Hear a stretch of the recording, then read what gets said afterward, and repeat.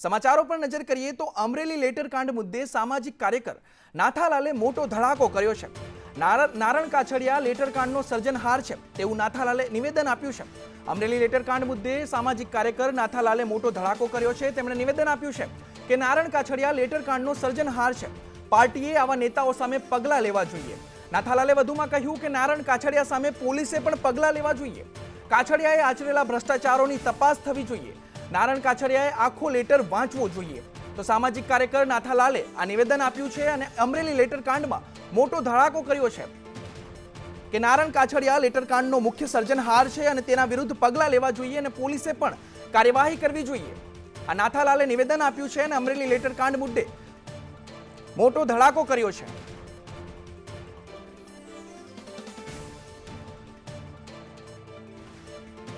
તો અમરેલી લેટરકાંડમાં મોટો ધડાકો સામે આવી રહ્યો છે। સામાજિક કાર્યકર નાથાલાલે કહ્યું છે કે નારણ કાછડિયાએ લેટરકાંડનો સર્જનહાર છે।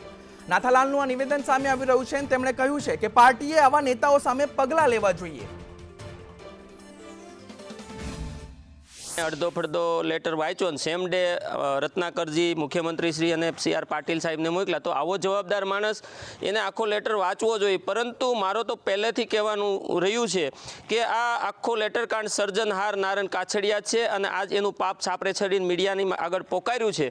તો આવો લેટર વાંચ્યા પછી સ્થાનિક લેવલના નેતાઓને જાણ કરવી જોઈએ કે ભાઈ આવી રજૂઆતો મારા મીડિયાના મારા વોટ્સએપ ઉપર આવ્યું છે, પરંતુ એનું પાપ હતું કે પ્રદેશમાં મોકલી દીધું અને આવા છોકરાઓ પાછળ આવું કૃત્ય કરાવી અને લેટરકાંડ ઊભો કર્યો। ખરેખર પાર્ટીએ આવા લોકો, ગદ્દાર લોકો, કાવતરાકબાજ નેતાઓને પાર્ટીમાંથી હાંકી કાઢીને કડક પગલાં લેવા જોઈએ। સમાચારો પર નજર કરીએ તો વડોદરામાં ભાજપના 26 સભ્યોને સસ્પેન્ડ કરવામાં આવ્યા છે। કરજણ નગરપાલિકાની ચૂંટણીમાં રાજકીય ગરમાવો જોવા મળી રહ્યો છે, ત્યારે ભાજપના 26 સભ્યોને સસ્પેન્ડ કરવામાં આવ્યા છે। ભાજપ સામે રણશીંગુ ફૂંકનાર એ 26 સભ્યોને સસ્પેન્ડ કરવામાં આવ્યા છે। તેમાં પૂર્વ પ્રમુખો, ચેરમેનો, કોર્પોરેટરો 6 વર્ષ માટે સસ્પેન્ડ કરવામાં આવ્યા છે। ભાજપ સામે રણશીંગુ ફૂંકનાર એ 26 સભ્યોને 6 વર્ષ માટે સસ્પેન્ડ કરવામાં આવ્યા છે। તેમાં પૂર્વ પ્રમુખો પણ છે, ચેરમેન પણ છે અને કોર્પોરેટર પણ છે। તે ભાજપના સભ્યોને 6 વર્ષ માટે સસ્પેન્ડ કરવામાં આવ્યા છે। કરજણ નગરપાલિકાની ચૂંટણીમાં રાજકીય ગરમાવો જોવા મળી રહ્યો છે।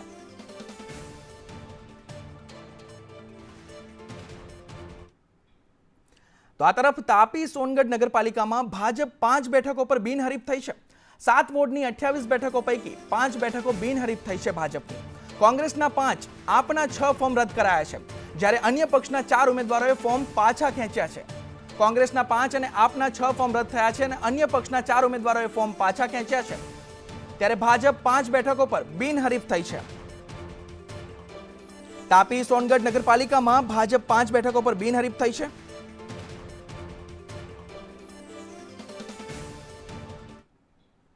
તો આ તરફ કચ્છની રાપર નગરપાલિકામાં ભાજપના 2 ઉમેદવાર બિનહરીફ થયા છે।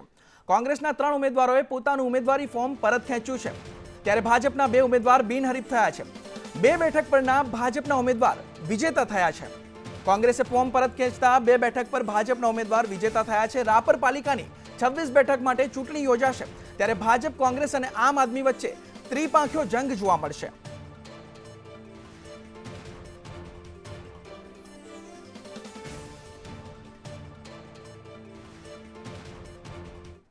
તો આ તરફ કોંગ્રેસના આક્ષેપ સામે જૂનાગઢના ધારાસભ્યની પ્રતિક્રિયા સામે આવી છે। ધારાસભ્ય સંજય કોરડિયાએ પ્રતિક્રિયા આપી છે। તેઓએ કહ્યું કે કોંગ્રેસ પાસે વિચારધારા કે ચૂંટણી લડવાની પદ્ધતિ નથી।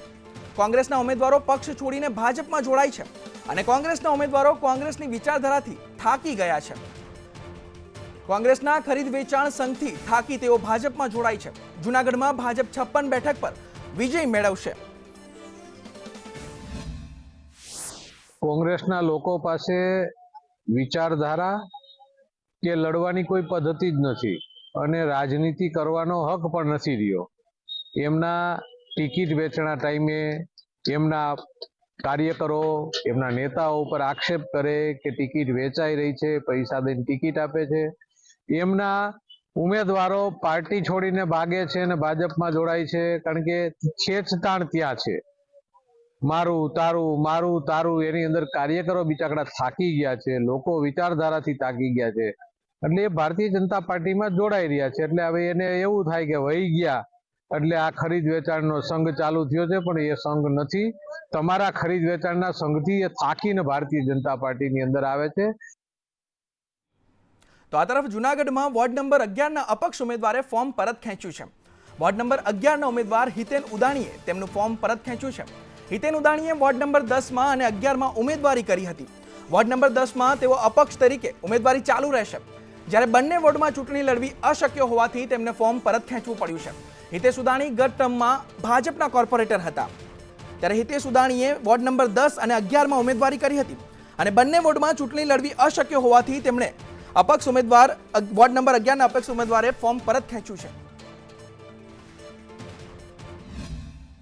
આજે મેં વોર્ડ નંબર 10 ને 11માં ફોર્મ ભર્યા હતા અપક્ષના. આજે મેં વોર્ડ નંબર 11માંથી મેં મારું ફોર્મ પરત ખેંચ્યું છે.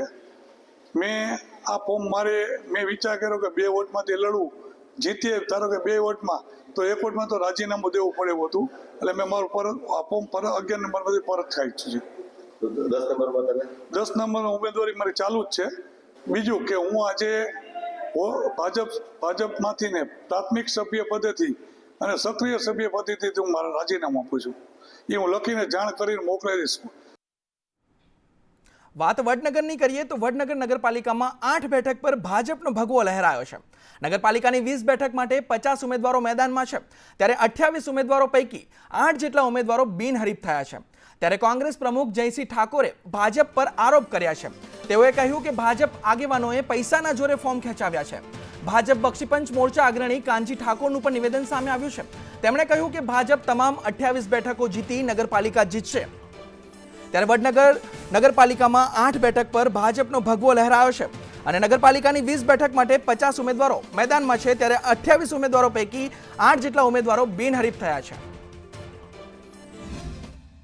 5 વોર્ડમાં કોંગ્રેસના 5 પેનલ સાથે ઉતાર્યા હતા, પરંતુ ભારતીય જનતા પાર્ટીના પાવર અને સત્તાનો દુરુપયોગ કરીને દાગ ધમકીથી અમારા વોર્ડ નંબર 1માંથી 2 ઉમેદવારોને એ લોકોએ ફોર્મ પાછું ખેંચાવવાનો પ્રયત્ન કર્યો છે.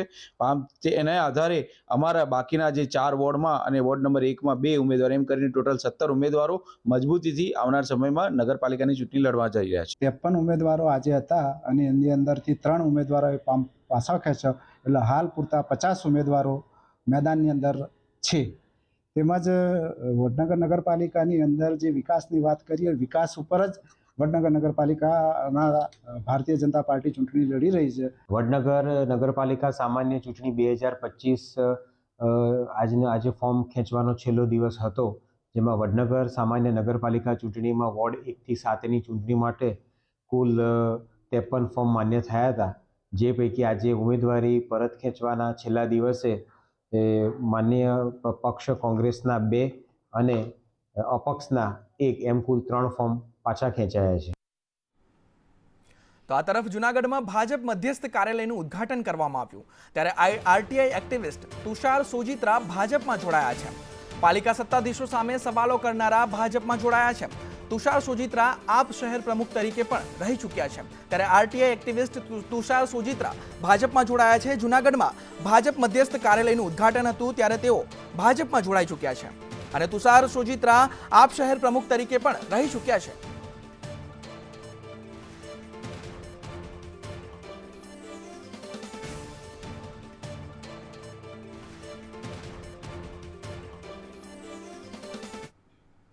તો યુસીસી કાયદા મુદ્દે સાંસદ ગેનીબેન ઠાકોરનું નિવેદન સામે આવ્યું છે.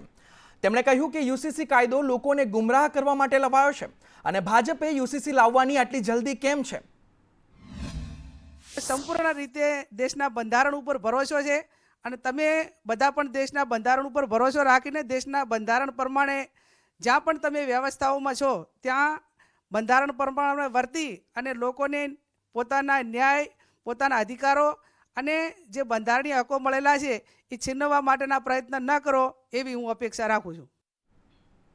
તો આ તરફ યુસીસી અમલીકરણ અંગે સાંસદ ધવલ પટેલનું પણ નિવેદન સામે આવ્યું છે.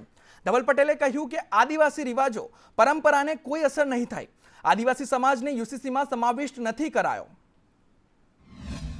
કે આપણા ગુજરાત રાજ્યમાં યુનિફોર્મ સિવિલ કોડ લાગુ કરવા માટે એક કમિટીની રચના કરવામાં આવી છે અને કમિટી પોતાનો રિપોર્ટ 45 દિવસમાં રજૂ કરશે. એના પછી એક યોગ્ય નિર્ણય ગુજરાત સરકાર આપણા યુનિફોર્મ સિવિલ કોડ માટે લેશે.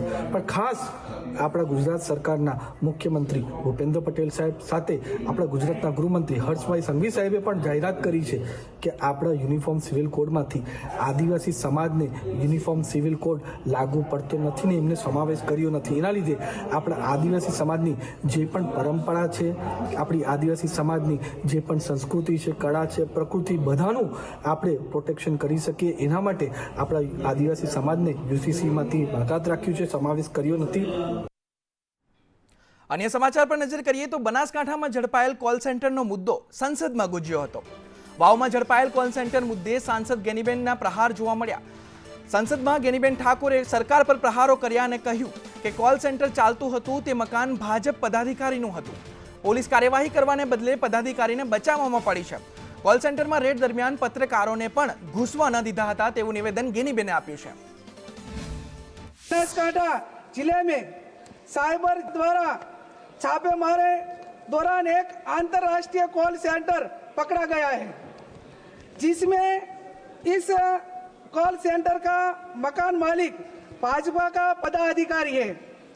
पुलिस प्रशासन ऊपर कार्यवाही करने के बजाय उसको बचाने में जुटी हुई है तथा सरकार पारदर्शिता की बात तो कर रही है, परंतु छापेमारे में दौरान कॉल सेंटर में पत्रकारों को भी घुसने नहीं देती और उसको रोका दिया जा रहा है. તો હવે નજર કરીશું સુરતમાં સંદેશ ન્યૂઝનો ગ્રાઉન્ડ ઝીરો રિપોર્ટ. ગેરકાયદે ચાલતી તપેલા ડાઇંગમાં રિયાલિટી ચેક કરવામાં આવ્યું સંદેશ ન્યૂઝ દ્વારા. મનપા તંત્રના નાક નીચે ગેરકાયદે તપેલા ડાઇંગ ચાલતી હતું. અંબિકા સોસાયટીમાં 18થી વધુ ગેરકાયદેસર તપેલા ડાઇંગ ચાલતો. સુરત મહાનગરપાલિકાની સીલ કરવાની માત્ર વાતો છે તેવું સ્થાનિકોનું નિવેદન છે. સ્થાનિકોએ કહ્યું કે પાણીમાં તપેલા ડાઇંગનું કેમિકલ યુક્ત પાણી ભળી જાય છે અને સ્થાનિક લોકો કલર કેમિકલ યુક્ત પાણી પીવા મજબૂર બન્યા છે. લોકોના આરોગ્ય સાથે ચેડા થઈ રહ્યા છે. સ્થાનિકોએ કહ્યું કે જવાબદારી અધિકારીઓ સામે કાર્યવાહી જરૂરી છે.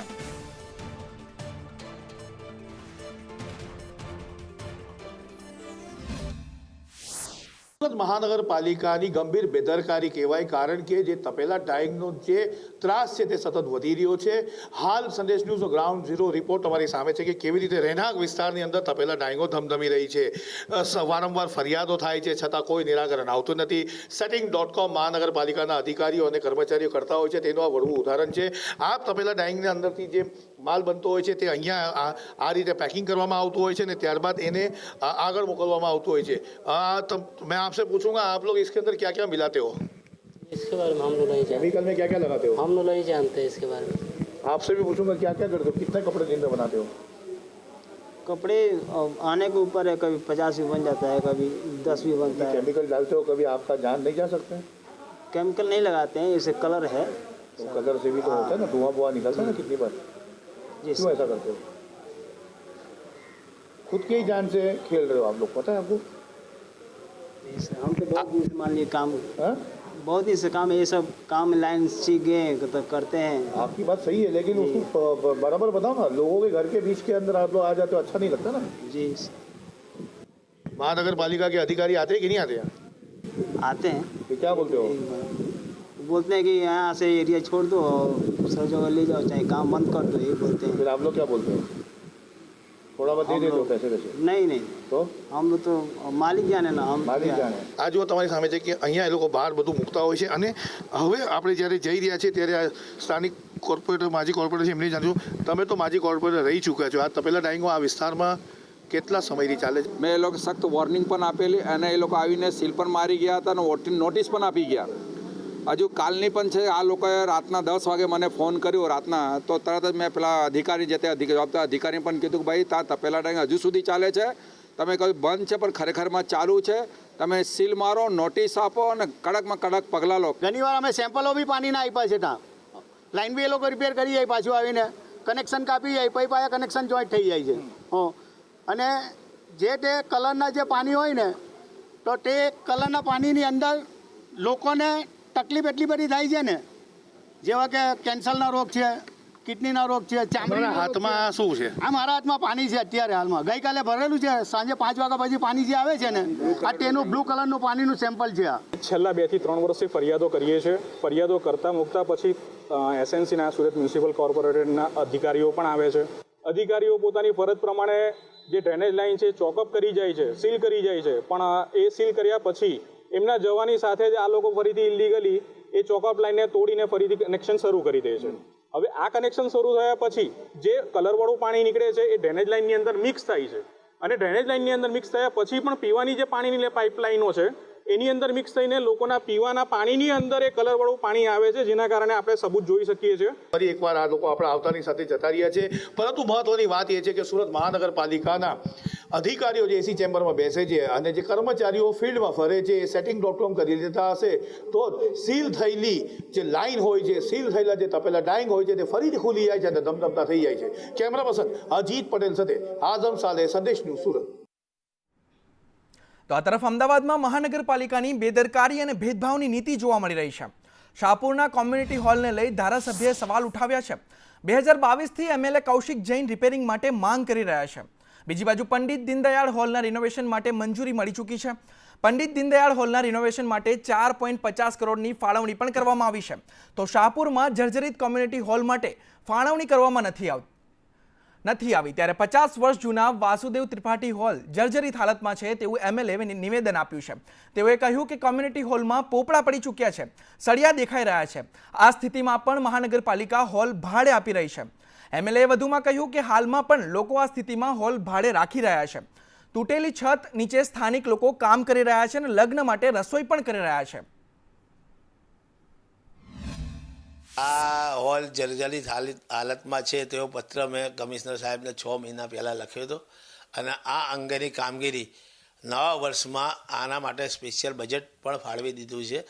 વાસુદેવ ત્રિપાઠી હોલ સિવાય પણ દરિયાપુર કોમ્યુનિટી હોલ અને ભવનસિંહ પાર્ટી પ્લોટ ત્રણ હોલમાં રિપેરિંગનું કામ થઈ જશે એવું કમિશનર સાહેબે બાંયધરી આપી અને એના માટેનું બજેટ પણ ફાળવ્યું છે. શાહપુર વિસ્તારમાં આવેલો વાસુદેવ ત્રિપાઠી હોલ જે છે તે બિલકુલ જર્જરિત હાલતમાં છે અને સળિયા દેખાઈ રહ્યા છે. તેમ છતાં અમદાવાદ મ્યુનિસિપલ કોર્પોરેશન જાણે કે કોઈ દુર્ઘટના ઘટે તેની રાહ જોતી હોય તે પ્રકારની સ્થિતિ સર્જાઈ છે. આ હોલ ભાડે હજી પણ આપવામાં આવી રહ્યો છે. છેલ્લા ઘણા સમયથી સ્થાનિક ધારાસભ્ય કૌશિક જૈન છે તેના દ્વારા રજૂઆતો કરવામાં આવી છે, પત્રો લખવામાં આવ્યા છે. તંત્ર દ્વારા કહેવામાં આવ્યું છે કે આ અંગે રિપેરિંગની કામગીરી છે તે કરવામાં આવશે, પરંતુ હોલ બંધ નથી કરવામાં આવ્યો અને અહીં લગ્ન માટે કે અન્ય પ્રસંગો માટે ભાડે આપવામાં આવી રહ્યો છે. ત્યારે અમદાવાદ મ્યુનિસિપલ કોર્પોરેશનની થોડી લાલચ છે તે દુર્ઘટનાને પણ નોતરી શકે છે. કેમેરામેન સંદીપ રાઠોડ સાથે કશ્યપ જોશી, સંદેશ ન્યૂઝ, અમદાવાદ. તો આ તરફ અન્ય સમાચારો પર નજર કરીએ તો વડોદરામાં લક્ષ્મી ફરસાણની મીઠાઈમાંથી ફૂગ નીકળવાની ઘટના બની છે. વડોદરામાં લક્ષ્મી ફરસાણ નામની દુકાન હતી, તેમાંથી મીઠાઈમાંથી ફૂગ નીકળી છે. ત્યારે હસમુખ પરમારે કોર્પોરેશનની ખોરાક શાખાને જાણ કરી હતી. હસમુખ પરમારે કોર્પોરેશનની ખોરાક શાખાને જાણ કરી અને 70 કિલો જેટલા મીઠાઈના જથ્થાનો સ્થળ પર નાશ કરવામાં આવ્યો છે. લક્ષ્મી ફરસાણની દુકાનને શેડ્યુલ 4ની નોટિસ પણ આપવામાં આવી છે તંત્ર દ્વારા. સ્થાનિક મહામંત્રી હસમુખભાઈ તરફથી કંઈક કમ્પ્લેન એવી આવી હતી અને તે આધારે અમે સ્થળ પર અહીં આવ્યા હતા અને ત્યાં એમને જે બતાવી કે ઘારીમાં કંઈક એમને ફંગસ જોવા મળેલ અને તે આધારે તેમને તાત્કાલિક સ્થળે તો એ નાશ કરાવી દીધેલ, પણ અગાઉની જે બીજી બધી પણ આઇટમ જે એમને સસ્પેક્ટેડ લાગતી હતી અને મને પણ દેખીતી લાગતી હતી એ પણ અમે સ્થળ પર તાત્કાલિક ધોરણે નાશ કરાવી છે. તો વાત રાજકોટની કરીએ તો રાજકોટ શહેરમાં આરોગ્ય વિભાગે ચેકિંગ હાથ ધર્યું હતું. ત્યારે 6 જેટલી દુકાનોમાંથી ખાદ્ય તેલના નમૂના લેવામાં આવ્યા. તેમાં કપાસિયા, સિંગતેલ સહિત તેલના નમૂના લીધા. રૈયા રોડ, કોઠારિયા સહિતના ફૂડ વિભાગે રૈયા રોડ, કોઠારિયા સહિત દરોડા પાડ્યા અને કપાસિયા અને સિંગતેલ સહિતના નમૂના તેઓએ જપ્ત કર્યા છે.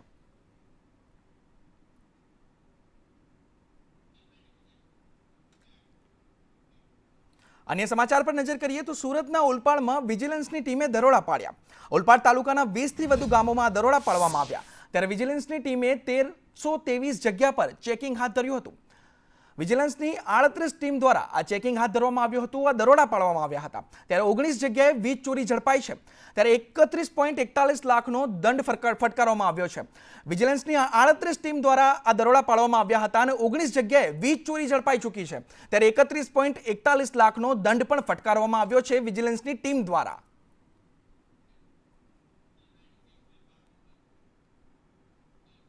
તો આ તરફ વલસાડના ધમદાચી ગામે કંપનીમાં આગ લાગી હતી. સિલોક્સેન એગ્રોન્ડાઇઝ ઇનોવેટિવ કંપનીમાં આગ લાગવાની ઘટના બની હતી અને આગ લાગતા કંપનીમાં દોડધામ મચી હતી. ફાયર અને પોલીસની ટીમ ઘટના સ્થળે પહોંચી હતી અને ફાયરની ટીમે આગ પર કાબુ મેળવવા પ્રયાસ પણ હાથ ધર્યા હતા. સિલોક્સેન એગ્રોન્ડાઇઝ ઇનોવેટિવ કંપનીમાં આ આગ લાગવાની ઘટના બની હતી વલસાડમાં. આગ લાગતા કંપનીમાં નાસભાગ મચી ગઈ હતી.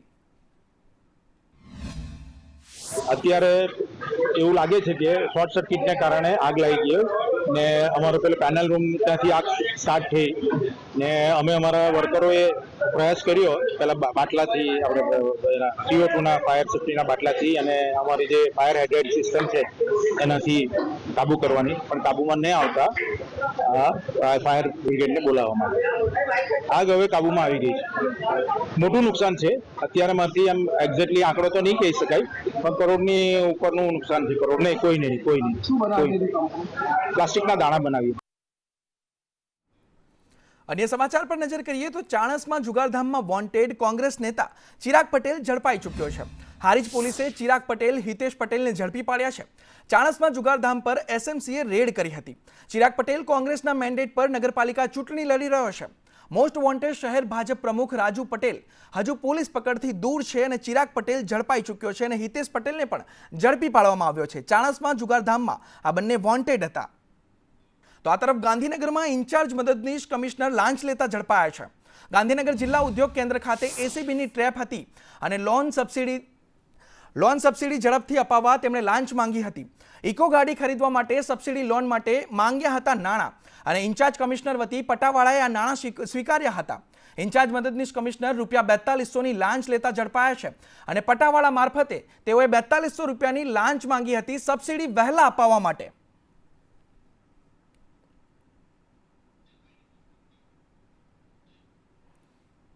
વાત સુરતની કરીએ તો સુરતના અડાજણમાંથી મહિલા ચોર ઝડપાઈ છે.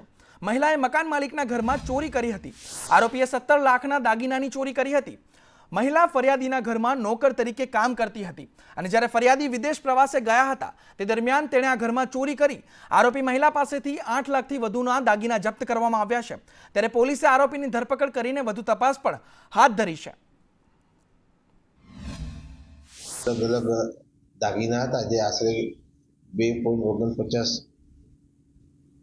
ગ્રામના હતા. એની કિંમત આશરે 16 લાખ જેવી થાય છે.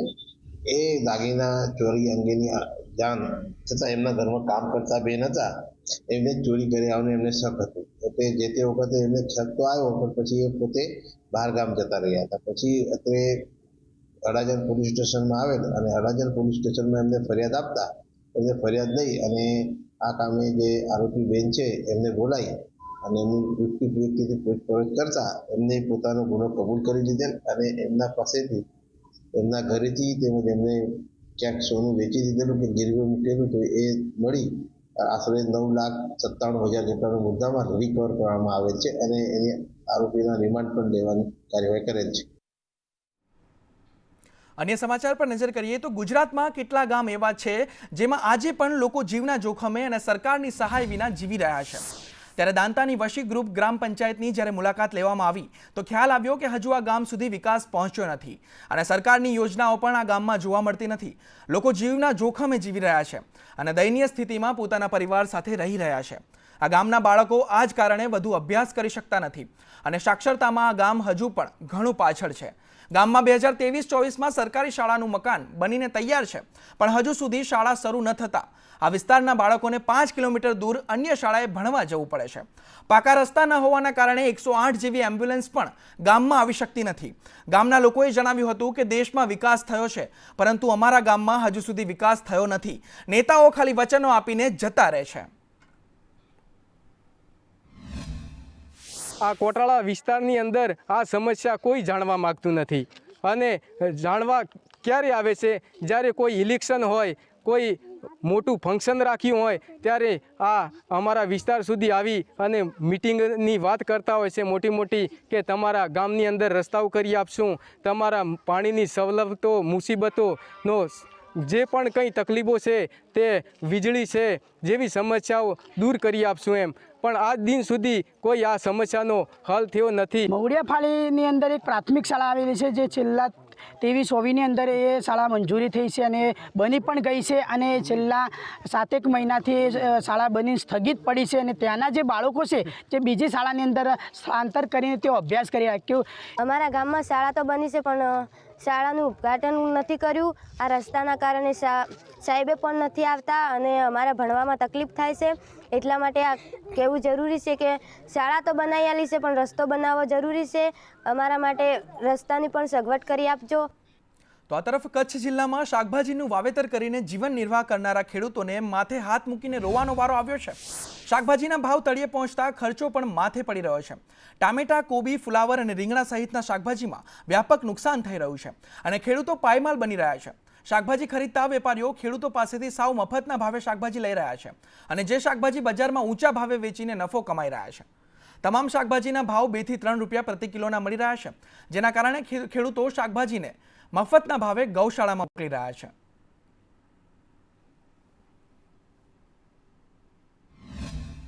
શાકભાજી સાવ તળિયે ગયું છે. સમજો કે જ્યારે અમે વાવેતર કરી છે ત્યારે મોંઘા દટ્ટ બિયારણો જેમ કે સર્ટિફાઈડ બિયારણો લઈ અને ખેતરોમાં પ્રથમ અમે રોપ કરતા હોય છે, ત્યાર પછી 1 મહિના પછી તેમાં ફેર રોપણી કરવી પડતી હોય છે. આ ખરેખર મોંઘા દટ્ટ બિયારણો રાખી અને ખૂબ મોટા ખર્ચા લાગતા હોય છે. ત્યાર પછી એમાં લગભગ અઠવાડિયે દવાનો છંટકાવ કરવો પડે છે. દવાનો છંટકાવ કર્યા પછી એમાં મોંઘા દટ્ટ ખાતરો પણ નાખવા પડે છે. જ્યારે આ બજારમાં વેચવાનો સમય આવે ત્યારે આ શાકભાજી માત્ર ને માત્ર 2 ને 3 પ્રતિ કિલો વેચાય છે, 2-3 રૂપિયા પ્રતિ કિલો વેચાય છે. ખેતીમાં ટમાટરનું વાવેતર કર્યું હતું પણ ટમાટા 2 રૂપિયા કિલો જાય એટલે અમે અહીંથી મૂકી અમને એમ કે 4 રૂપિયા મળશે, પણ 2 રૂપિયા મળે એટલે પછી ત્યાં ટમાટા માર્કેટ દલાલ હોય એમ કહી દે કે આ ફસુને નાખી દીધા એટલે અમારા 50 રૂપિયા તો ભાડેના તૂટ્યા, બોક્સના તૂટ્યા. એટલે અત્યારે ખેડૂતોની હાલત બહુ ખરાબ છે. તો આ તરફ વડોદરામાં યુવકના મોત મુદ્દે પરિવાર ન્યાયની માંગ કરી રહ્યો છે. પાદરાના માસર ગામ પાસે કંપનીમાં મોતનો આક્ષેપ ઉઠ્યો છે. સ્ટર્લિંગ બાયોટેક કંપનીમાં મોત થયાનો પરિવારજનો આક્ષેપ કરી રહ્યા છે. એક બાજુ કંપનીમાં હિયરિંગ અને બીજી બાજુ પરિવારજનો ન્યાયની માંગ કરી રહ્યા છે. કંપની જવાબ ન આપતી હોવાનો પણ પરિવારજનોનો આક્ષેપ ઉઠ્યો છે. જ્યારે મીડિયાને જોઈ સુનાવણીમાં આવેલ અધિકારીઓ ભાગ્યા છે તેવું પણ પરિવારજનો આક્ષેપ કરી રહ્યા છે. કંપની જવાબ નથી આપી રહી તેવું પણ પરિવારજનો કહી રહ્યા છે. આવું થયું છે પણ અમને કોઈ સુપરવાઇઝર કે કોઈનો ફોન આવ્યો નહીં. કઈ company? Sterling Biotech Private Limited. અમને કોઈ સુપરવાઇઝર ફોન નહીં આવ્યો અને જે સુપરવાઇઝરે ફોન કર્યો એમના ભત્રીજાને ફોન કરીને અમારે ઘરે કહેવા માટે મોકલેલા કે આવું થયું છે. તો પછી અમે મારા ભાઈને મોકલ્યો મેં કે તું ત્યાં હોસ્પિટલ પહોંચ, મેં આવું છું. તો ભાઈ ત્યાં હોસ્પિટલ પહોંચ્યો ત્યારે એકચ્યુઅલી ખબર પડી કે પપ્પાને તો ડેથ થઈ ગયેલી છે. બપોરની શિફ્ટમાં નોકરી આવેલા અને રાત્રે 8 વાગે જમીને કઈ કંપનીમાં જ કેન્ટીનમાં જમીને બહાર નીકળતો એમનું કંપનીવાળા એવું કહે છે કે પડી ગયા અને ડેથ થયું. હવે કઈ રીતના ડેથ થયું એ તો અમને કોઈ પરિવારને કે અમને કોઈને સગા સંબંધી કોઈને ખબર નથી. એમની રીતે અમને અહીંયાથી કંઈ મુવાલ પ્રાઇવેટમાં લઈ ગયા. અત્યારે ડેડ બોડી સરકારીમાં વડુ સરકારી દવાખાનામાં મૂકેલ છે. હજુ સુધી અમે પીએમ થયું નથી. અહીં કંપની જોડે વાટાઘાટો ચાલી રહી છે, હજુ કોઈ ડિસિઝન આવ્યું નથી. તો આ તરફ સુરતમાં તબીબને માર મારનાર વધુ એક આરોપી ઝડપાઈ ચૂક્યો છે. કાપોદ્રામાં છેડતીના આરોપ સાથે તબીબને માર માર્યો હતો. આરોપી મોહિત ઘાસકટાને પોલીસે ઝડપી પાડ્યો છે. યુવતીએ છેડતીનો આક્ષેપ કર્યો હતો અને હોસ્પિટલમાં તેના મિત્રોએ મારામારી કરી હતી. આરોપી અને તેના અન્ય મિત્રોએ ડોક્ટરને માર્યો હતો. ગાયનેકોલોજિસ્ટ પ્રતિક માવાણી સામે છેડતીનો આરોપ મૂકવામાં આવ્યો હતો, પણ એક આરોપીની પોલીસે ધરપકડ કરી હતી, જ્યારે બીજા એક આરોપી મોહિત ઘાસકટાને આજે ઝડપી પાડવામાં આવ્યો છે. 29 જાન્યુઆરીએ હોસ્પિટલમાં મારામારી થઈ હતી. ડૉક્ટર પ્રતિક માવાણી જે ગાયનેકોલોજિસ્ટ છે, ડૉક્ટર જે વિઝિટિંગ ડૉક્ટર છે, એના દ્વારા એમની છેડતી કરવામાં આવેલી એ સંબંધે એ છોકરીએ એમના વાલી વારસને અથવા અન્ય માણસોને ટેલિફોનથી જાણ કરેલી અને એમના વાલી વારસ તથા અન્ય માણસો હોસ્પિટલે આવી અને ડૉક્ટરશ્રી સાથે ચર્ચા કરી અને ડૉક્ટર ઉપર જીવલેણ ગંભીર હુમલો કરેલો. ડૉક્ટરશ્રી હાલ આ જીવલેણ હુમલામાં હોસ્પિટલમાં સારવાર હેઠળ છે અને જે ડૉક્ટરશ્રીએ ફરિયાદ દાખલ કરેલી છે ખંડણી અને મારામારીની, તે પૈકી એનો મુખ્ય આરોપી મોહિતભાઈ ભગવાનભાઈ ઘાસકટા, તેની ગઈકાલે રાત્રે પોલીસ દ્વારા ધરપકડ કરવામાં આવેલી છે. તો આ તરફ વિશ્વ કેન્સર દિવસે જાગૃતિ લાવવા અનોખો પ્રયાસ કરવામાં આવ્યો.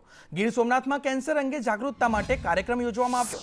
રાજકોટના 8 સહિત 13 કેન્સર વોરિયર્સે દરિયો ખેડ્યો.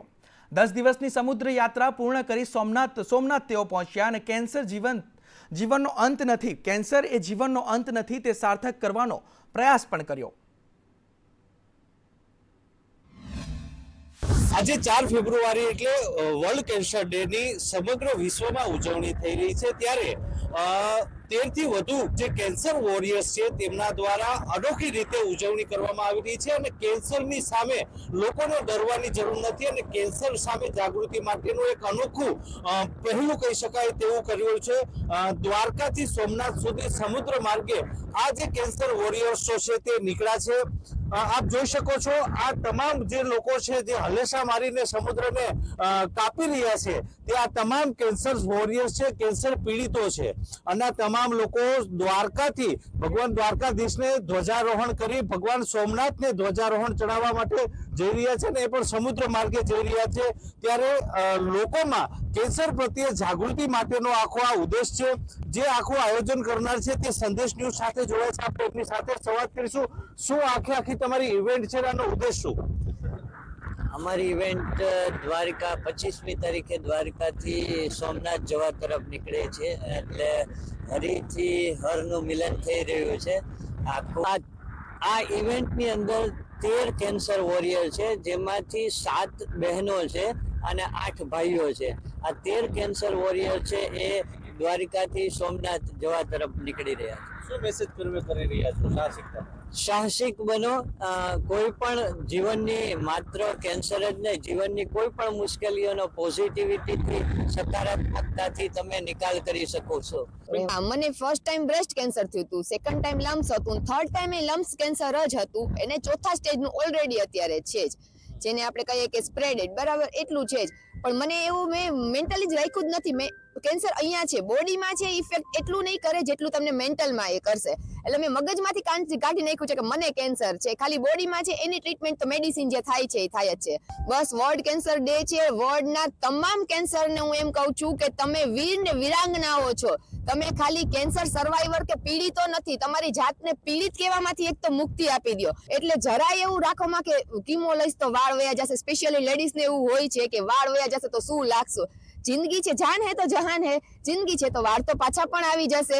એટલે તમારા માટે, તમારા ફેમિલી માટે કરો પૂરી ટ્રીટમેન્ટ લ્યો.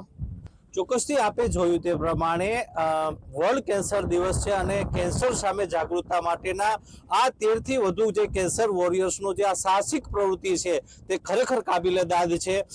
દ્વારકાથી સોમનાથ, હરિથી હર સુધીનું આ જે કેન્સર વોરિયર્સની જે સમુદ્ર યાત્રા છે તે ખરેખર સરાહનીય છે. રાકેશ આહિર, સંદેશ ન્યૂઝ, ગીર સોમનાથ. તો આ તરફ વડોદરા મહાનગરપાલિકાએ નવતર અભિગમ અપનાવ્યો છે. રિડ્યુઝ, રીયુઝ, રિસાયકલ વસ્તુઓ એકત્ર કરવાનો પ્રારંભ કર્યો છે. બિનજરૂરી વસ્તુઓ એકત્ર કરી સારી વસ્તુઓ આપવામાં આવશે. રમકડા, ચોપડીઓ, કપડાં, પ્લાસ્ટિકની વસ્તુઓ એકત્ર કરવામાં આવશે. 24 લાખના ખર્ચે 4 ઝોનમાં 4 ગાડી શરૂ કરવામાં આવશે. નાગરિકો તરફથી હકારાત્મક પ્રતિસાદ પણ મળી રહ્યો છે. 24 લાખના ખર્ચે 4 ઝોનમાં 4 ગાડી શરૂ કરવામાં જે આવી છે તેને નાગરિકો તરફથી હકારાત્મક પ્રતિસાદ પણ મળી રહ્યો છે અને કોર્પોરેશનની કામગીરીને નાગરિકોએ બિરદાવી છે.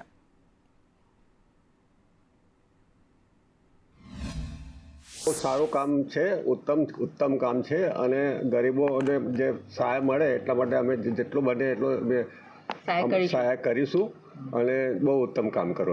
સ્વચ્છ ભારત મિશન અંતર્ગત વડોદરા મહાનગરપાલિકા દ્વારા કુલ 4 મોબાઈલ કલેક્શન વાન આપણે ખરીદી કરવામાં આવેલ છે, જે દરેક ઝોનમાં એક કલેક્શન વાન ફાળવવામાં આવે છે, જે ડેઇલી એક વોર્ડ કવર કરશે એ દરેક વોર્ડમાં સવારે જઈ અને જે રેસિડેન્શિયલ વિસ્તાર છે એમાં જઈ અને નાગરિકો પાસેથી જે બિનજરૂરી વસ્તુ છે જેવા કે પ્લાસ્ટિક, રમકડા, જૂના પુસ્તકો એમનું કલેક્શન કરી જે જરૂરિયાતમંદ નાગરિકો છે એમને પહોંચાડવામાં મદદ કરશે. જે વેસ્ટ હોય છે, ઘરની અંદર જે વેસ્ટ હોય છે, કચરો હોય, કપડાં હોય, ચંપલ હોય, બૂટ હોય, કોઈ પણ વસ્તુ હોય, એ તમામ વસ્તુઓ દરેક ઝોનમાં 4 ગાડીઓ ચાલુ કરવામાં આવી છે, જેનું નામ RRR રાખવામાં આવ્યું છે, રિડ્યુસ, રેસ્ક્યુ અને રિસાયકલ. આ જે ગાડી જે તમામ જગ્યાએ વિસ્તારોમાં ફરે છે અને પોતાના જે પણ ઘરની અંદર વેસ્ટ પડ્યું હોય છે, ફેંકી દેવાની વસ્તુઓ એ તમામ એકત્ર કરે છે અને વિવિધ NGOના છૂટા પાડીને આપવામાં આવે છે. NGO દ્વારા જે ગરીબ હોય એ તમામ લોકોને વેસ્ટ આપવામાં આવે છે. આપ જોઈ રહ્યા છો તે મુજબ અત્યારે હાલમાં તરસાલી આનંદબાગ સોસાયટી છે, જ્યાં કને રહીશો દ્વારા કપડાં સહિતની વિવિધ વસ્તુઓ મૂકવામાં આવે છે. બેન, શું કહેશો કોર્પોરેશનનો અભિગમ માટે? બહુ સરસ અભિયાન ચલાવ્યું છે તમે, કે જેનાથી તમારે બધી વસ્તુ ભેગી થઈ જાય અને યુઝ હોય એ યુઝ કરી શકો છો અને અમારે બી ઘર બેઠા વસ્તુ આપવાની ઈચ્છા થઈ જાય. તો અમારે આ બધી જે ત્યાં કચરો ફેંકી દેવો પડે, આ તો નાના ગરીબ માણસોને કામ આવી જાય જગ્યા, તો એ સરસ કામ ચાલુ થયું છે જગ્યા. હિરેન મોદી, સંદેશ ન્યૂઝ, વડોદરા. અન્ય સમાચાર પર નજર કરીએ તો ભારતમાં એકમાત્ર પવિત્ર નર્મદા નદીની પરિક્રમા થાય છે.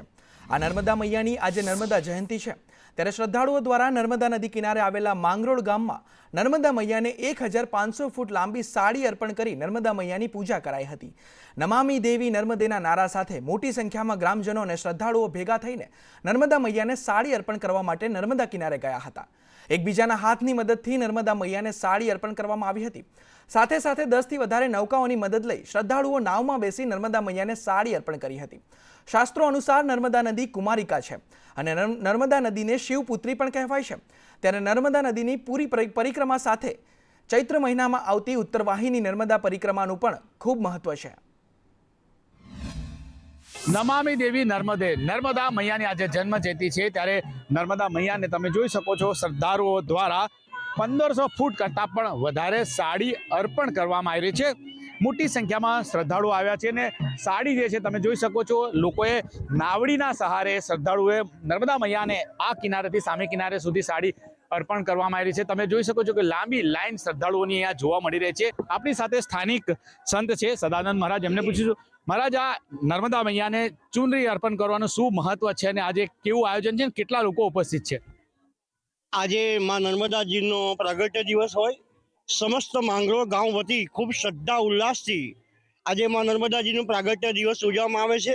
આ છેલ્લા 5 વર્ષથી અને સવારમાં 9 વાગે માં નર્મદાજીની ચૂંદડીનું પૂજન અર્ચન કરી નાની નાની બાલિકાઓને દાન દક્ષિણા આપીને સમસ્ત ગામ વતી નાવડી દ્વારા 1500 ફૂટની આ ચૂંદડી માને સમર્પિત કરવાનો સુંદર મજાનો કાર્યક્રમ છે. માં નર્મદાની પરિક્રમા કરવાથી દરેક વ્યક્તિને, દરેક જણને 1 કિલોમીટર જો પરિક્રમા કરે તો માં નર્મદા એની સહાય કરે છે. માં નર્મદાની પરિક્રમા કરવાથી આનંદ અને ઉત્સાહ જાગે છે. તમે જોયું કે સાધુ સંતોથી લઈને શ્રદ્ધાળુઓ અહીંયા મોટી સંખ્યામાં ઉપસ્થિત છે, ત્યારે નર્મદા જયંતિ નિમિત્તે ભક્તિનો મહાસાગર અહીંયા ઉમટી પડ્યો છે અને શ્રદ્ધાળુઓએ માં નર્મદાને ચૂંદડી એટલે કે સાડી અર્પણ કરી છે. નરેન્દ્ર પેપરવાલા, સંદેશ ન્યૂઝ, નર્મદા.